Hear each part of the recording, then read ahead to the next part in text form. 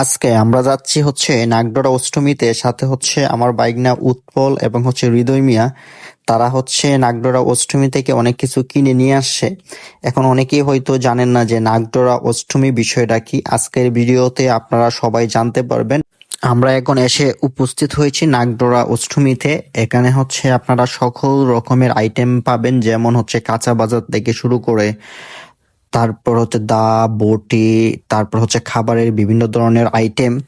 আর মূলত ওই নাগডরা অষ্টমীটা হচ্ছে মূলত এটা হিন্দুদের, তবে হচ্ছে অনেক মুসলমান যারা আশেপাশে আছে তারা এটা দেখার জন্য আসে অথবা বাজার সদাই করার জন্য আসে। মূলত নাগডরা অষ্টমীটা কি, এটা হচ্ছে আমাদের বৃহত্তর নেত্রকোনা জেলার মোহনগঞ্জ থানার নাগডরা গ্রামে যেটা দেখতেছেন ওইটারে বলা হয়েছে নাগডরা। ওই গ্রামে এই অনুষ্ঠানটা হয়ে থাকে। বিশেষ করে হিন্দুরা যারা আছে তারা মনে করে ওই নাগডরা গ্রামে যে জায়গাটা আছে ওই জায়গাটা হচ্ছে পবিত্র। ওই জায়গাটার মধ্যে একটা বিল আছে, ওই বিলের মধ্যে তারা সকালে গিয়ে তারা কবুতর ছাড়ে এবং গোসল করে। তখন তারা মনে মনে ভাবে যে তারা পবিত্র হয়ে যায়। মানে এটা হচ্ছে গঙ্গা নদীর মতো। অনেক হিন্দু যারা আছে গঙ্গা নদীতে গিয়ে ডুব দিলে তারা মনে করে পবিত্র। ওই রকম আমাদের নেত্রকোনা জেলার মোহনগঞ্জ থানার অনেক হিন্দু যারা আছে তাদের পক্ষে গঙ্গায় গিয়ে স্নান করা সম্ভব না। তারা আমাদের হচ্ছে ওই নাগডরা চলে আসে, ওইদিকে আসার পরে তারা হচ্ছে ডুব দিয়ে তারা পবিত্র হওয়ার চেষ্টা করে। আর তখন তাদের পুরোহিত বা ব্রাহ্মণরা এই কাজগুলা করে থাকে। আর ওই যে তারা হচ্ছে বিভিন্ন নিয়ম কানুন করে এবং তারা হচ্ছে বিশেষ করে গোসল করে সকালের দিকে। তারপর বাকি সময়টা এইদিকে অনেক দোকানপাট বসে, ওইদিকে তারা হচ্ছে বাকি সময়টা পার করে। ঠিক আছে, ওই হিসাবে নাগডরাটা হচ্ছে আমাদের নেত্রকোনা জেলার মোহনগঞ্জ থানায় খুবই জনপ্রিয় হিসাবে। আজকে গিয়েছিলাম হচ্ছে নাগডরা অষ্টমীতে। এটা হচ্ছে আমাদের মোহনগঞ্জের এমন কেউ নাই যে এই বিষয়ে জানে না। ঠিক আছে, এটা হচ্ছে নাগডরা অষ্টমী। এক সময় এটা বিশাল আকারের ছিল, এখন সময় স্বল্পতার কারণে এবং হচ্ছে নিরাপত্তাহীনতার কারণে এটা আস্তে আস্তে একবারে সংকুচিত হয়ে যাচ্ছে। বর্তমানে এটার প্রসারতা খুবই কম। এক সময় প্রায় 4 থেকে 5 হাজার দোকানপাট বসতো অনেকটা এলাকা জুড়ে, এখন আর হয় না। আপনারা যারা আশেপাশে আছেন তারা হয়তো অবশ্যই আসেন। আমরা যাওয়ার পরে দেখলাম এদিকে হচ্ছে বক্সার, তারপর হচ্ছে দোলনা, নাগরদোলা, বিভিন্ন রকমের খেলনার আইটেম, খাবারের দোকান, তারপর হচ্ছে মাটির জিনিস, হাঁড়ি পাতিল, বিভিন্ন রকম জিনিসপত্র নিয়ে বসে আছে। এইগুলো হচ্ছে বাচ্চাদের জিনিস, বিশেষ করে যারা বাচ্চা আছে তাদের জন্য। আর এবছর জায়গা তুলনামূলক হচ্ছে কম, জায়গা যদি বেশি থাকে তাহলে হচ্ছে অনেক দোকানপাট বসতে পারে। এটা হচ্ছে নাগরদোলা, প্রতি নাগরদোলাতে উঠতে আপনার টাকা লাগবে 40 টাকা। এরপর হচ্ছে মাটির হাঁড়ি পাতিল, যেগুলো হচ্ছে বাচ্চাদের খুবই আকৃষ্ট করে, দেখতে হচ্ছে খুবই সুন্দর। এগুলোর জন্য আসলে অষ্টমীটা জনপ্রিয়। অষ্টমী মূলত হচ্ছে যারা হিন্দু যারা বাচ্চা আছে তারা, আর যারা মুসলমান আছে তারা তুলনামূলক দেখার জন্য যায়।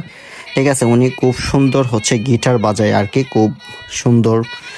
আর এই মাটির যে হাঁড়ি পাতিল গুলো দেখতেছেন ওইগুলোর দাম তুলনামূলক কম। 5 টাকা থেকে শুরু করে 10 টাকা, 15 টাকা, 20 টাকা, 30 টাকা পর্যন্ত হয়ে থাকে। আপনি ইচ্ছা মতো দাম দর করতে পারবেন ওনাদের সাথে। আমরা অনেকক্ষণ এই জায়গায় ঘোরাঘুরি করলাম। ঘোরাঘুরি করার পর অনেক কিছু দেখলাম। দেখার পর হচ্ছে আমরা এই জায়গা থেকে অন্য জায়গায় যাওয়ার চেষ্টা করতেছি। আর এই জায়গাটা একটু হচ্ছে কাদা যুক্ত, কারণ হচ্ছে গতকালকে বৃষ্টি হয়েছিল। আর আমার পিছনে আপনারা যে জায়গাটা দেখতেছেন ওই জায়গাটার মধ্যেই যারা হিন্দু ছিল তারা সকালে গোসল করছে। ওই জায়গাটার মধ্যে তারা ডুব দিয়া তারা কি স্নান করছে, যেখানে ডুব দিলে তারা ভাবে যে পবিত্র। আর তাদেরকে এই ডুব দেওয়ার ব্যবস্থা করে একজন পুরোহিত থাকেন। আমি যে জায়গাটার মধ্যে দাঁড়িয়ে আছি এটা আমার পিছনে সম্পূর্ণ জায়গাটা এক সময় দোকানপাটে পরিপূর্ণ থাকতো। এখন বর্তমানে হচ্ছে এই নিরাপত্তাহীনতা এবং জায়গা স্বল্পতার কারণে এটা তেমন বড় হয় না। এক সময় আমার আশেপাশে যত জায়গা ছিল সব জায়গা জুড়ে হচ্ছে নাগডরা অষ্টমীটা হইতো, মানে বিপুল পরিমাণ দোকানপাট থাকতো। এখন হচ্ছে ধান ক্ষেত রোপণ করার কারণে এটা আর হয় না।